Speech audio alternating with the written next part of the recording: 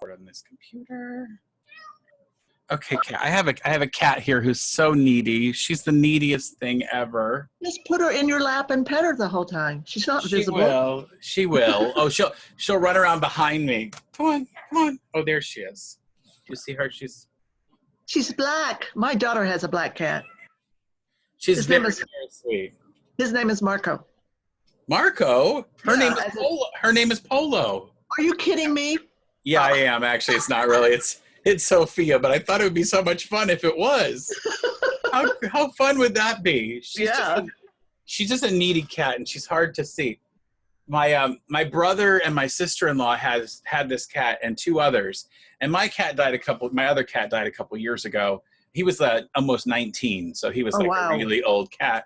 And I swore I wasn't getting another cat, and then their other two cats were really rude to this cat. Oh. So she could never leave the house or do any of that stuff. And so I said, well, fine, I'll take her. And now she's taken over my whole house. Of course, your whole life. Yeah, absolutely. I'll be right back. I have to grab one thing.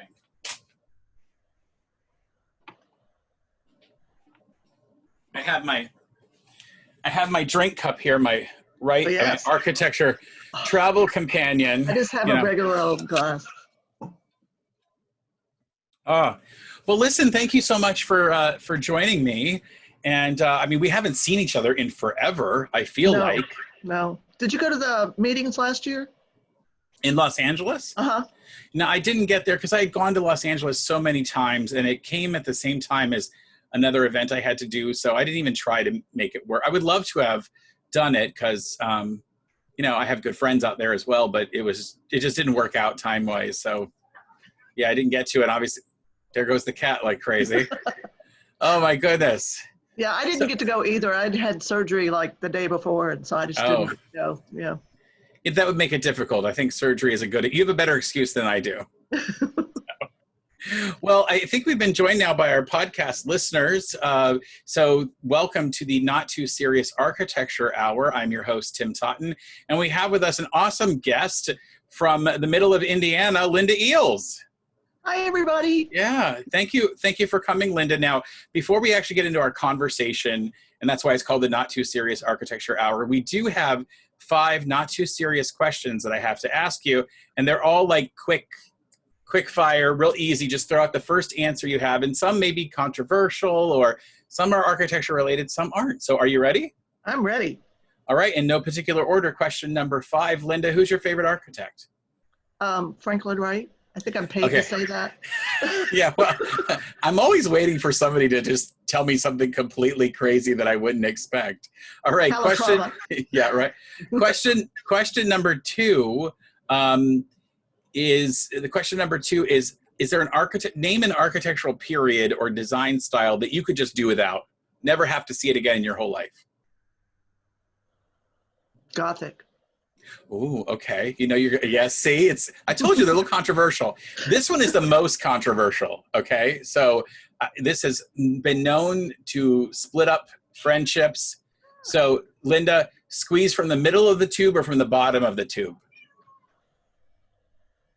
The top of the middle of the tube. Oh, yeah. See, some people are really specific in the bottom. Okay. That's great. Apparently it drives my husband crazy. I didn't know that. We've been married for 30-something years, and I just found that out the other day. Yeah. It causes problems for people. Yeah. All right. Next question. Is there an architect or a designer of any kind that you think people are sleeping on right now? Who should people be paying attention to? They can be dead already. I mean, hopefully they're still working in some way, but who, so not Frank Lloyd Wright, but somebody else that you're thinking, wow, people should know who this is. Oh, that's a really good question. I'm thinking. Well, there's this show on Netflix called Making the Cut with Heidi Klum and what's his Tim Gunn? Is that who it is? Yeah. So there's some pretty good designers on that show for sure. Yeah, I love that kind of a show because they're making things happen. So I always love the reality shows where they actually have to do something. Right. There's a woman from Israel that's on that show that's really good. Oh, fantastic. I'll have to check her out. And question number 1, if you could live or work in any Frank Lloyd Wright house, or building, and you can choose the one you already work in, or another one if you want to bring us something. Which one would it be? Live or work in any of his buildings? Well, I really like the Fawcett House out in California. That one, with that nice pool. Yeah, I think I'd like to live there. Oh, that's great. Yeah. Well, no one said that yet, and there are, of course, hundreds to choose from. But I love to hear that a different building that a lot of us wouldn't know. So hopefully, our podcast listeners will go and check that out. Now, we are videotaping this, so we might have some podcast listeners who are also watching it in some way. So they can always check that out. And Linda, I know you because you have a very close connection to a Frank Lloyd Wright property there in Indiana. Would you tell us a little more about what you do? I will. I am the curator at the John Christian House. It's also known as Samara. That's what Wright named it. It's a Usonian. It was built 1955-56. It's a small Usonian, about 2,200 square feet, 3 bedrooms, 2 bathrooms. It is one of the most complete Wrights you will ever see. Dr. Christian spent over 60 years completing Wright's designs for his home over that period of time. So in that way, it's really very, very special. We just became a National Historic Landmark in 2015. So that's exciting. And we are co-stewards with Indiana Landmarks. So Dr. Christian set up a trust, and the house is held by that trust. It's in that trust. But that trust is actually held by Indiana Landmarks. So they invest it for us, and they run it for us, and pay all our bills and all that kind of stuff. So we're the co-stewards with Indiana Landmarks for this home. Now does that mean that the building is going to stay sort of like is going to remain as a place that people can come and visit for a very long time, I would assume? Oh yeah, absolutely. And over the course of time, things will change. Like we have events already. Well, we had events, but we'll probably do more of that with our association with Indiana Landmarks. And later on, when I'm not involved, it may become an overnight stay place, or someplace you could come in and have dinner. I don't know. Oh, there's a lot of things available, it sounds like, for them to choose. Absolutely. But obviously Dr. Christian's goal sounds like that he wanted to preserve this house for people to experience far into the future, and not just as a place that somebody privately lived. Exactly. I mean, he used to say, you come back and see me in 50 years and the house will be just like it is today. And he'd say, I would greet you at the front door in spirit.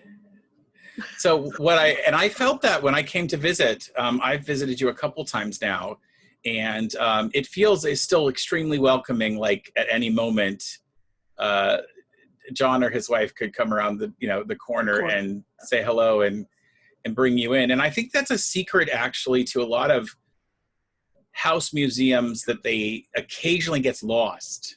Right. I don't know if you've noticed that in places you've gone. Sometimes I think, oh, it would be so nice if this felt like we were at home, Well, yeah, and there's some places where they don't even talk about Frank Lloyd Wright, which is bizarre. I would think that people would want to know about the man who designed the place. But I have noticed that. It's interesting. And there's talk amongst the published sites about standardizing things. So we all have sort of a common story that we tell about, but everybody's different too. And because we came along so late in Wright's career, 55 and 56, he died in 59, we're very fortunate that all of those stories and all of those personal sort of things about the house, we know because Dr. Christian told us. And so we have those stories, whereas you're talking about something like the, Emil Bach house that's around the turn of the last century, or the Westcott house. Those stories are hard to come by, to personalize it, to make it. And that's what I think also helps to make Samara so special.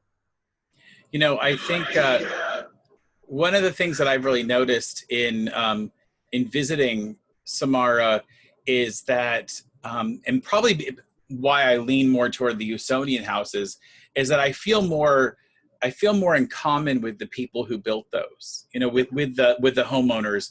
I don't really know that I feel that connected to a big business tycoon who built a full city block in Buffalo, you know. I mean, and Mr. Martin, lovely guy. I just don't know that. And also he's from such a completely different era.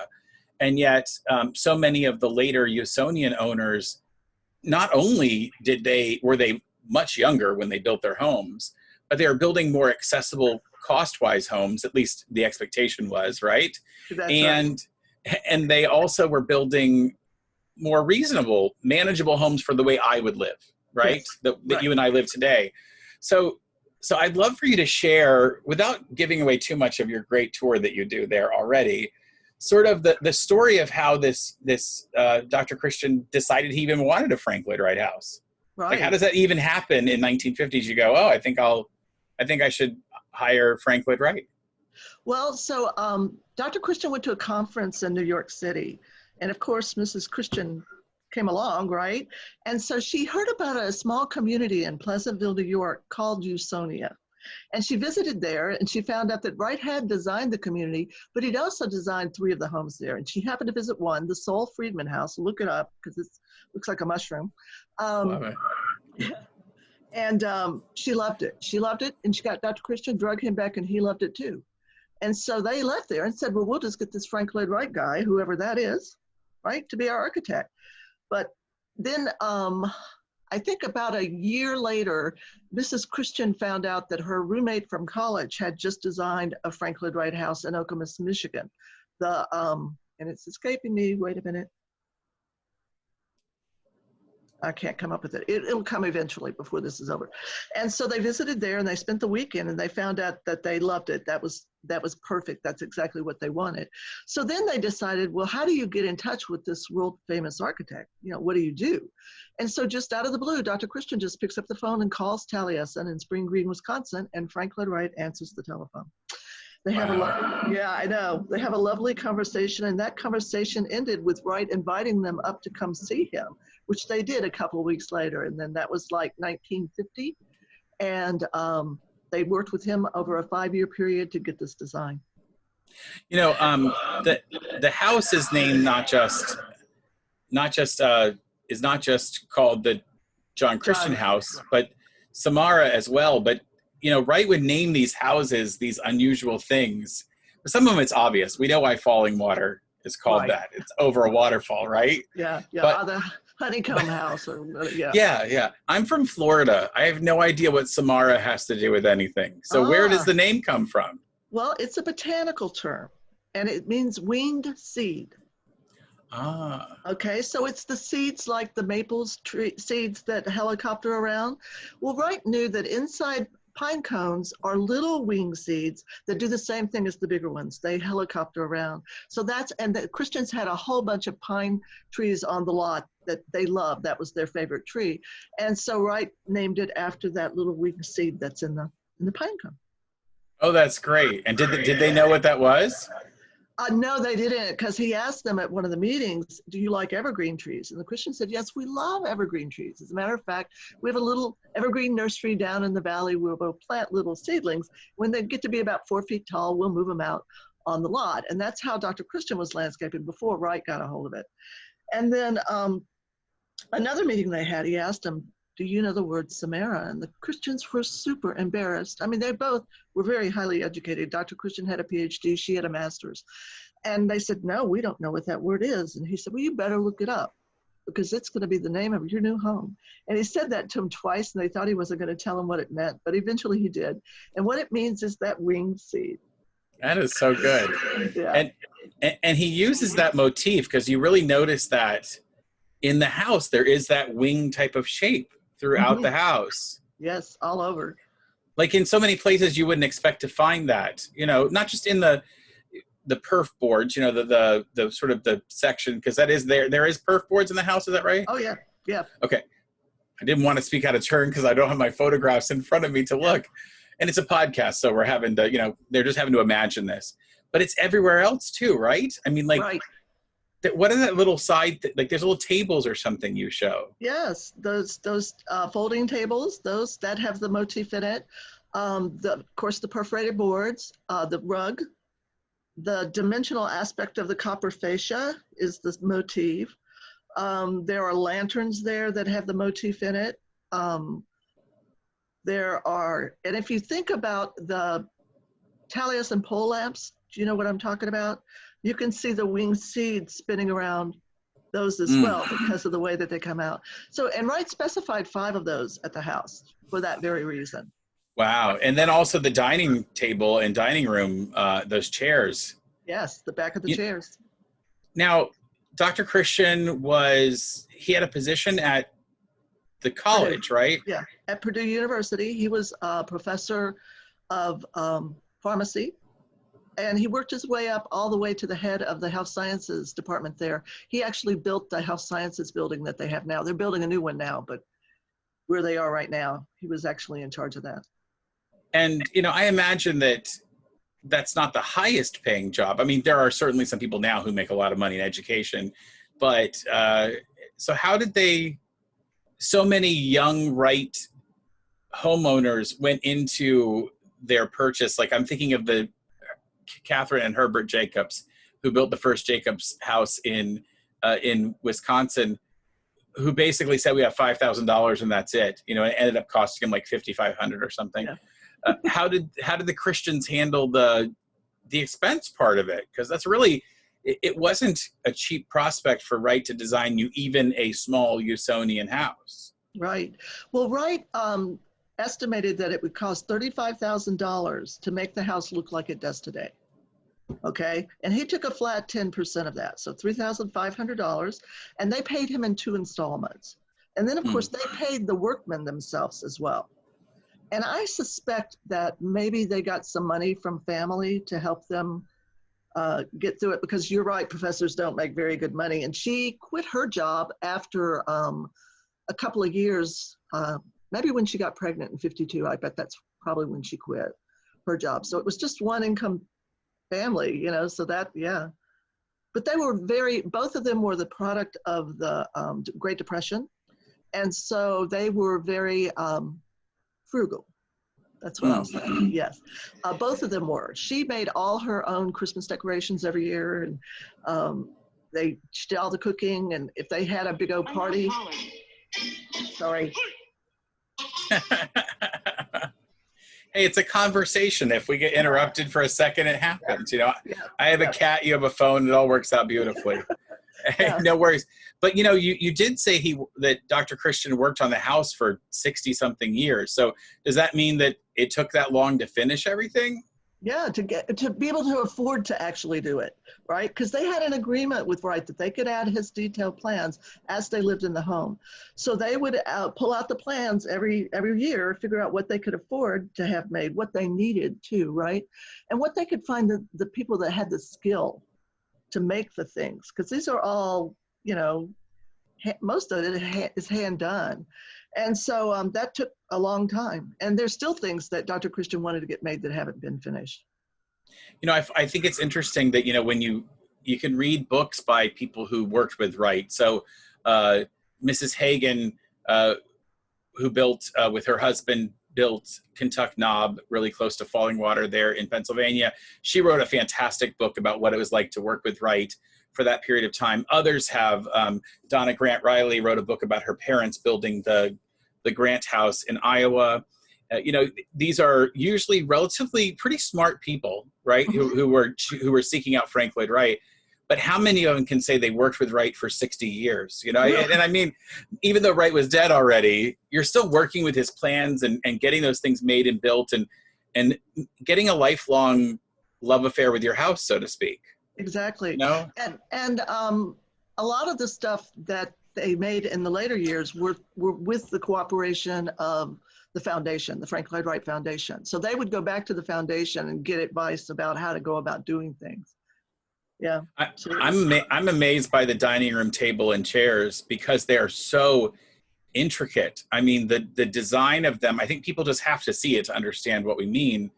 But just getting that one of those back sort of supports, the two, I guess maybe there are one or two, that is got all of these crazy angles to get all of the wood done that way, just to be able to think about the person's brain who imagined it, and then and could see it without having built it, and then somebody who then later can translate that into an actual built piece. It's very impressive. The whole thing is impressive. Well, the amount of details in the house is amazing. Because 1954, the year that he was doing this design, there were 41 other projects on the drafting boards that year.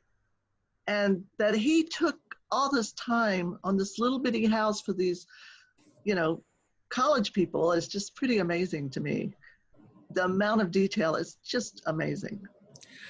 I think that's one of the things that we don't always recognize is not only was Wright and all of his employees and apprentices and the draftsmen, all those people, because there's no way he did all those projects on his own. I mean, we understand that. We know that. Yeah, it's a practice, but they kept turning out such good work.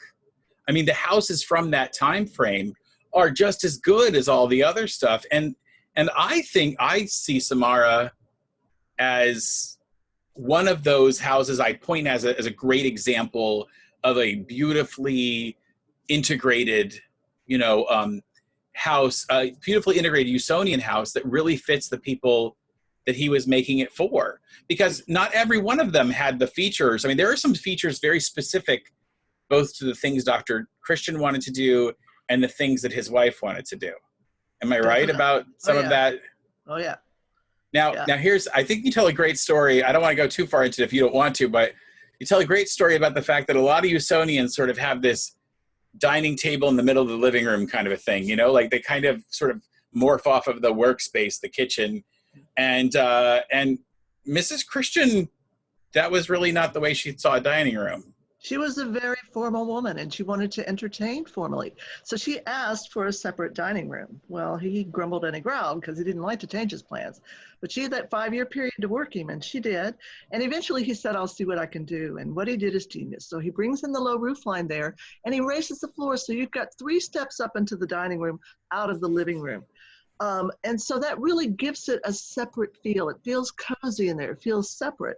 But if you look back, you will see that it is indeed still part of the living room. So the architect is happy.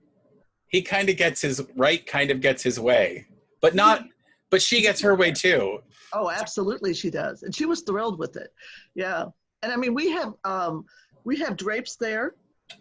That's very unusual. They are Wright designed fabrics, but it's unusual to have draperies on Wright windows. We have carpet too on the floor, which again, usually he would do one rug, that was your special unique design, but he gave us carpet and a unique special design.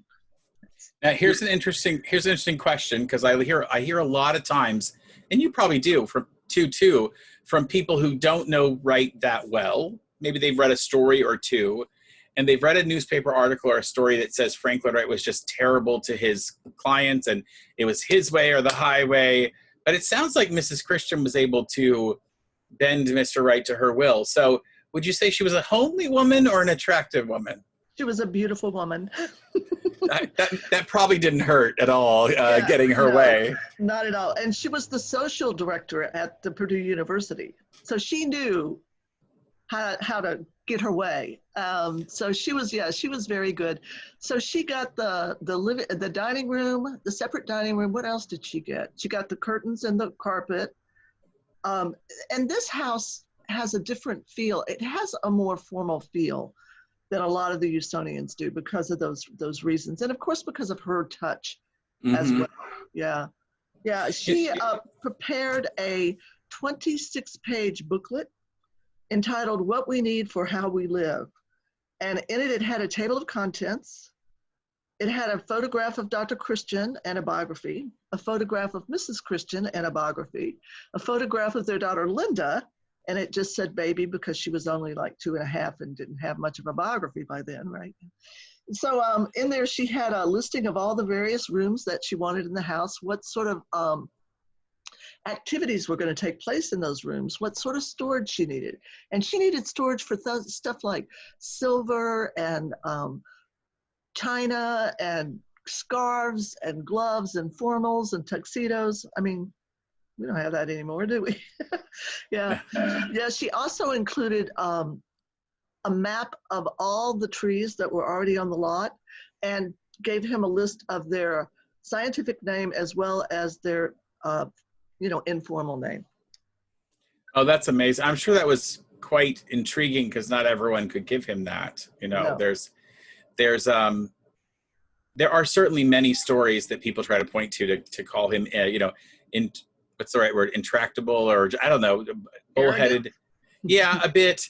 But it strikes me that you really can't get this many people to pay for your buildings unless you're working with them. You have to work with, maybe you're massaging them to where you want them to be, right? That was certainly the case with the Christians, because when they started out, she wanted an attic, she wanted a basement, she wanted a garage, and that, they didn't get any of that, right? And he brought them to his way of thinking. You know, you don't need a basement, you don't need an attic, you don't need a garage, and this is why, you know, and yeah. That is so wonderful. I love that story because I like to tell people, I like to tell people that there's no way that you would get somebody to spend the kind of money over and over again that he did. Right. You know, now I think I find this fascinating that he did so many of these residential projects, but so few really big public projects or big projects that required a committee. And that's because my philosophy is that he was really great with one or two people, convincing them to sort of, for lack of a better word, drink his Kool-Aid, right? But getting in a committee where there are other people trying to force the way it would go. Even when we think of his large public commissions, the S.C. Johnson Wax building, he only has to convince Hiv Johnson. Yep. Who as much said, I went and visited Frank Lloyd Wright. We agreed on absolutely nothing except that we both like Lincoln Continentals, and I hired him as my architect. You know, didn't he also? No, it was Price Tower where he said Wright was working for me, and then by the end I was working for him. Yeah. I think my favorite story about Price Tower is, you know, if you listen to the stories of Harold Price Sr., I mean, this man is he's not an oil tycoon, he's an oil pipeline tycoon. So he sells pipelines to the guys who are oil tycoons. Right. So he's got to be able to deal with rough and tumble people and make himself a name and make money. So he knows how to handle himself, right? You know? Yeah. And so the story goes that he tells his sons, I'm going to go hire Frank Lloyd Wright to be our architect, but I already know what I want. I want a 4-story building in this part of town on this piece of property. And he goes to the meeting and he comes back just so excited and giddy and just ready to go. And his sons say, oh, it looks like you got exactly what you wanted. He says, no, it's better. I told Frank Lloyd Wright I wanted a 4-story building on this piece of property. He said, no, you're going to sell that piece of property and move it out to the country. And I decided, that's fine, I'll do that. We'll move it a little bit. So I compromised there. And then he told me that he wanted to build a 12-story building. I said, absolutely not. We're building a 4-story building. And we talked it over. We've compromised. So we're building 19 stories. You know, like I imagine Wright convincing these people that he's got the right, that making it their idea almost, and and getting them to do that. Now, any idea how much the house actually cost after all that? Now, at one point, Dr. Christian told me he thought it was close to that. And when people would ask him that, he would say he didn't know and he didn't want to know, you know, and he would say, I have a list of bills there in the office. If you want to add them up, go for it, you know. But yeah, so but he did tell me he thought it was really close to that, which I can't imagine. Close to the $35,000? Mm-hmm. Wow. Yeah. He must have been quite frugal though at certain points because. Oh yes. Yeah. Do you remember the hassocks that were at the house? They're just square cubes. He would have me climb up on one of those to change the light bulbs rather than buying a step stool. Yeah, a little dangerous there because those are. Yeah. Now, you know what strikes me when I think of almost any Frank Lloyd Wright place, I don't think of the bedrooms almost ever because they're always tiny and they're not that impressive. Right. And, you know, bathrooms they come and go and people change those. But I think of these amazing spaces when I visited with the people who restored the E.E. Boynton House in Rochester, New York, a prairie-style house. The dining room there is just iconic. You know, we think of different places. When I think of Samara, I think of that enormous living room. And I mean, it's enormous, right? It is. And the glass wall makes it even seem bigger too. Yeah. It's huge. I kept thinking about like, I have an enormous family. We get together, it's, 40 or 50 people at Christmas. And I could imagine having them at Christmas at that house. Sure. Why is the living room so huge? Well, at one of the meetings, Frank Lloyd Wright asked them, he said, how many people do you want to sit in your living room? And the Christians, the reason they wanted the living room so big is because they wanted to have what was known as salons back in the 50s. So they want to have somebody come in, do a talk on something, and have students and faculty and staff there. And you know, so the booklet that Mrs. Christian wrote didn't address that.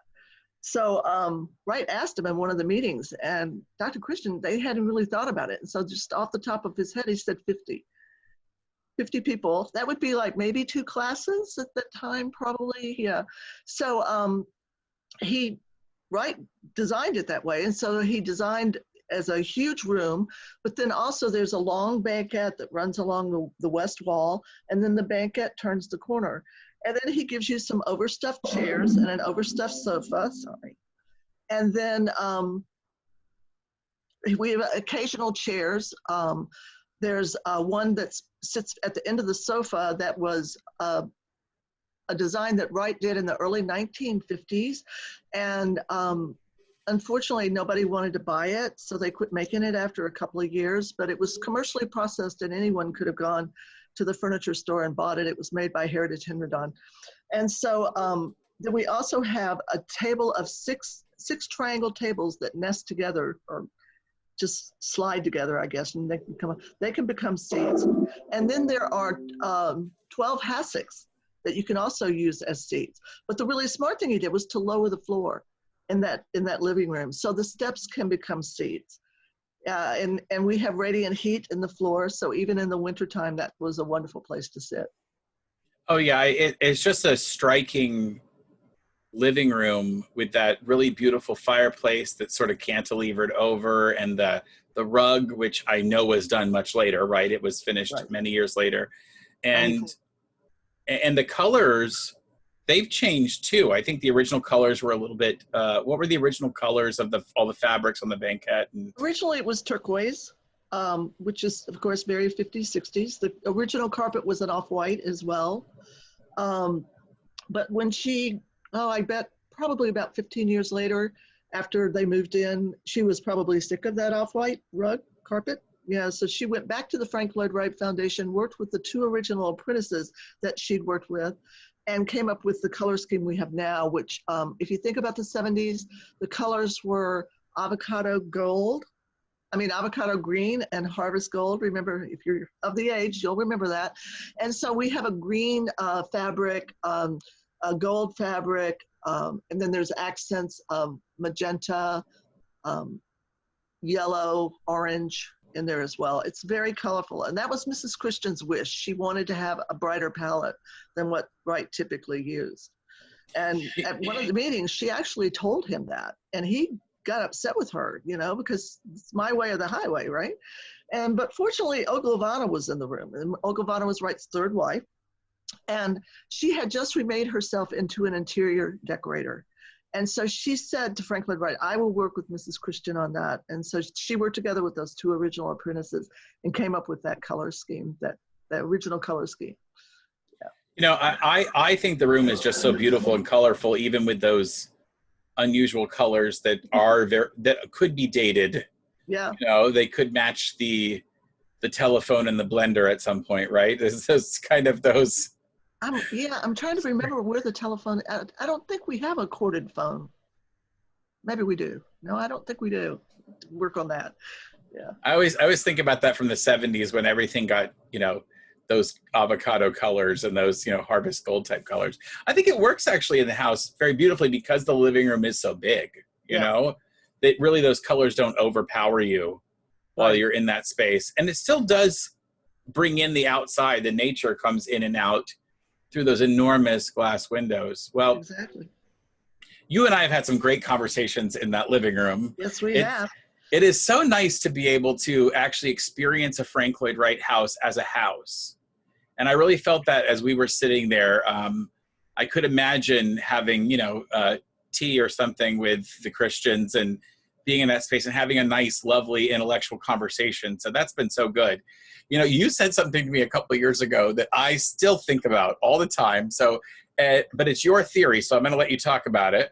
Okay. So, you know, as we know in the life of Frank Lloyd Wright, he separated from his first wife and was living sort of in sin with his girlfriend, Mamah Borthwick, and who was the wife of one of his clients. Yeah. So also apparently a lovely woman. You know, also he had.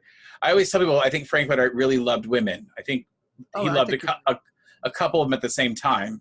But those people who try to tell me he's a misogynist or something, I just think no. I mean, he cheated on his wife. Yes, we understand that, but that's not to say he didn't treat women equally. He was amazingly supportive of women in work and in the arts and as architects and all of that.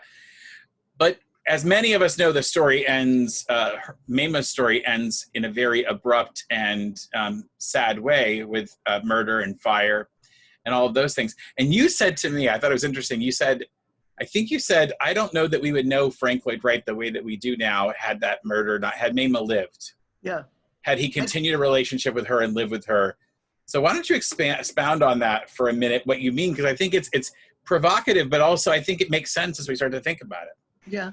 Well, I think that Mamah fulfilled a large part of his life, you know, that she was his soulmate. She was his equal. She was intellectually on the same par with him. And I think that when she died, that all went away, and he had this drive to do better and better and be someone. I think if Mamah had lived, that he would have been satisfied with that and wouldn't have had that drive to do more. That's. Yeah, I do sometimes think that that there's a very big difference between Mamah and Oglavana.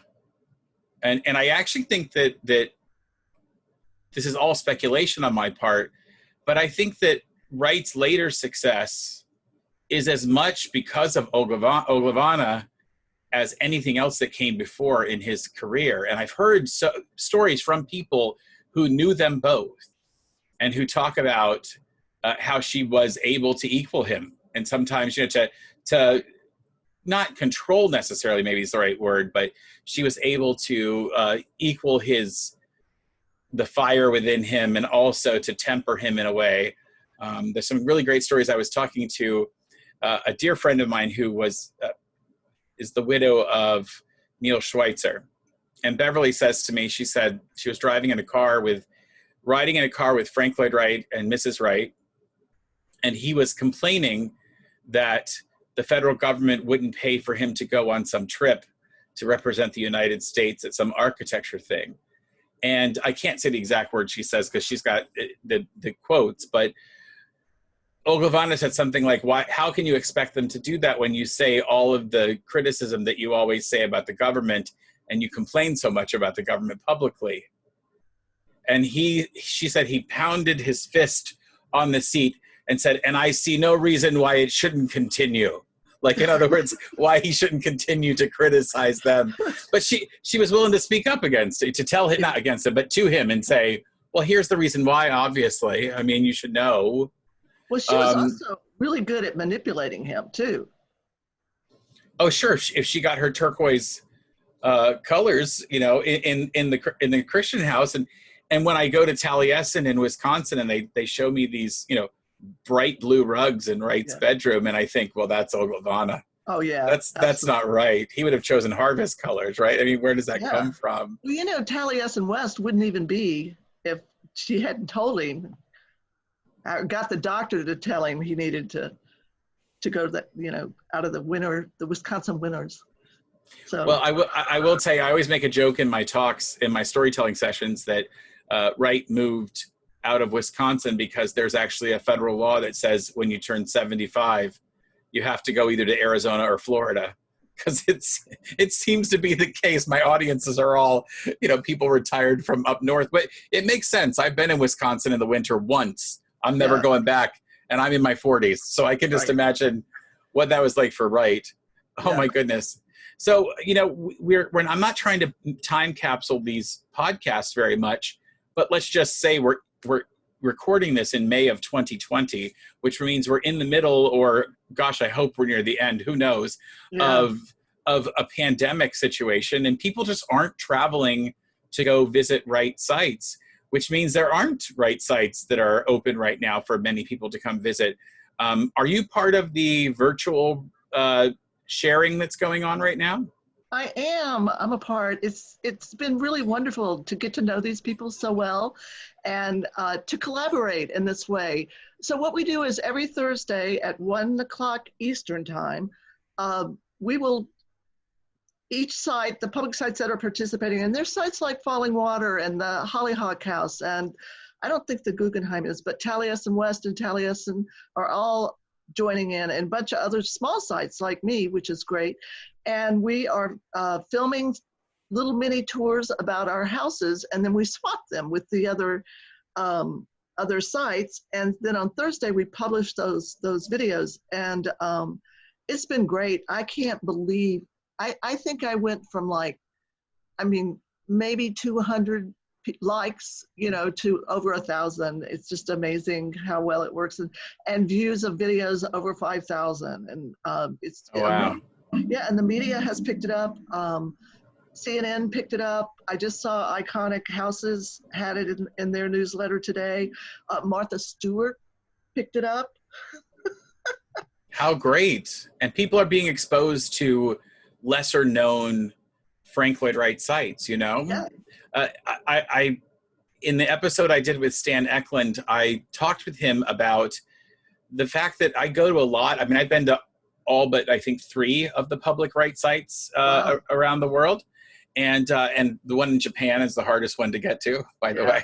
So, and I've been to all but 3 of them. And what I have found, first of all, I love going to meet the people who are caring for these places, which is why you are so dear to my heart, is because you are caretaking for this, amazing place that needs a voice. And so I really appreciate that.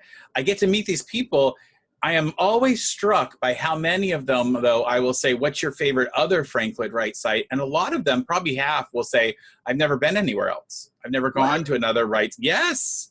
I feel like that's my job. Now, yeah. So not people, I'm going to take my headphones off because they're dying. So it might take me a minute. I'm going to just keep talking for a moment and make it easier. It changes. So as I talk about it, how do you not know? But it's usually not the directors of the place. I mean, that director and us. And I'm having trouble hearing you.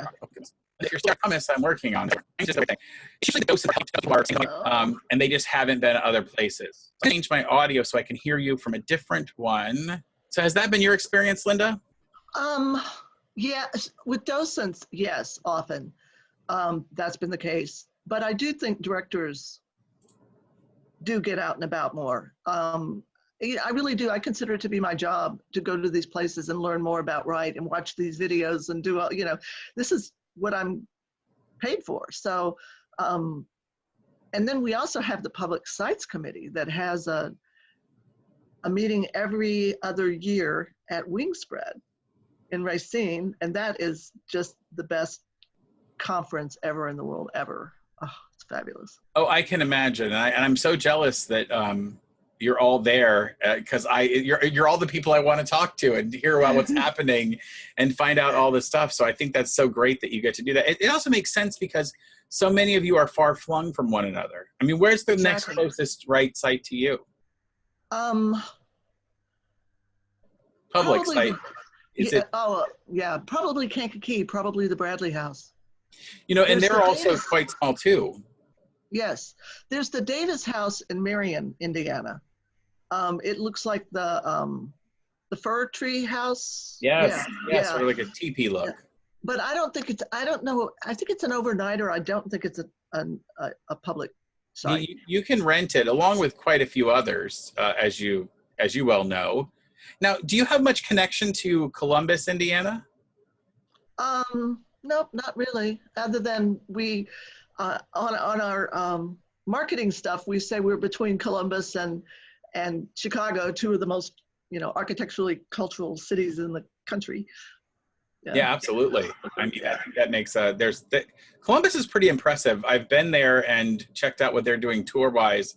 It doesn't feel, now I'm going to get people come out of the woodwork about this, but the things they give you tours of don't feel as homey to me. I don't feel at home, maybe because the one house is just enormous and, you're not meant to feel like real people lived there. I guess is part of it. Are you talking about the Miller House? Yes. I mean, It's fantastic. It's really marvelous, but holy cow, it's enormous. It's the same year as us. That's amazing to me. I know. It doesn't, Wright properties seem to have a fragility to them, or a delicate balance, I guess is a better word.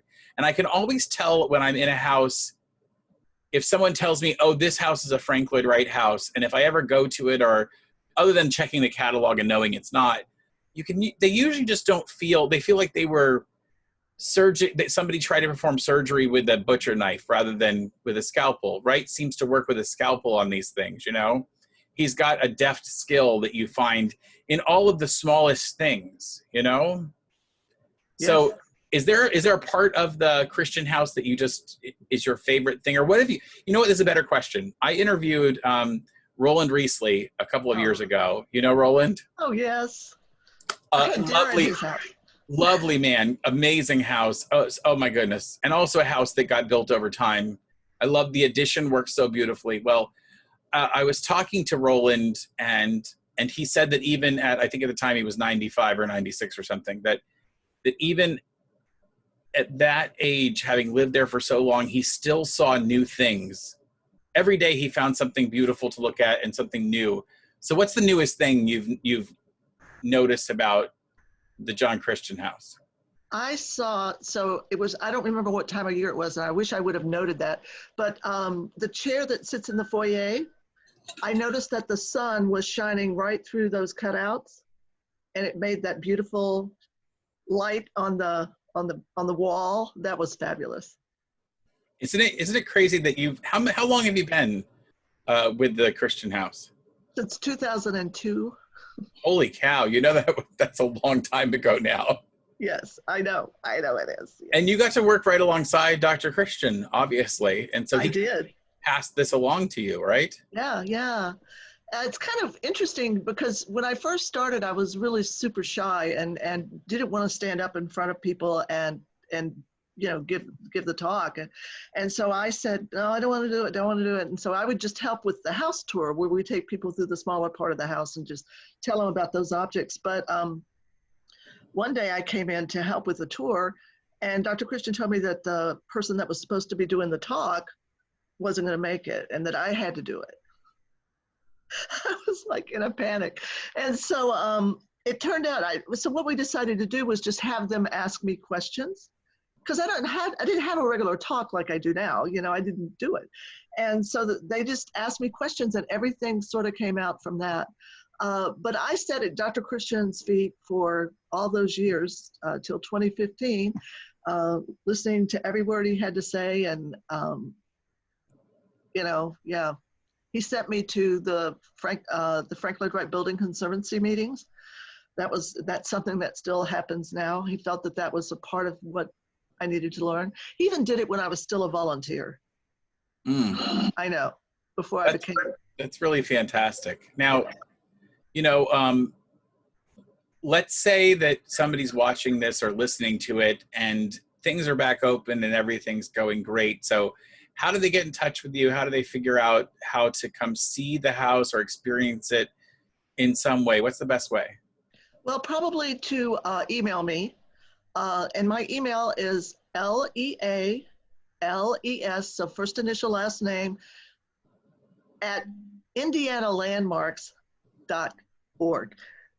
Cool. And we'll definitely add that into the description of the podcast. So if anybody wants to have that information, yeah, that would be great. So I guess one of the last things I wanted to ask you is about what are the things, because this is something I think I don't always get somebody of your experience, chatting with me.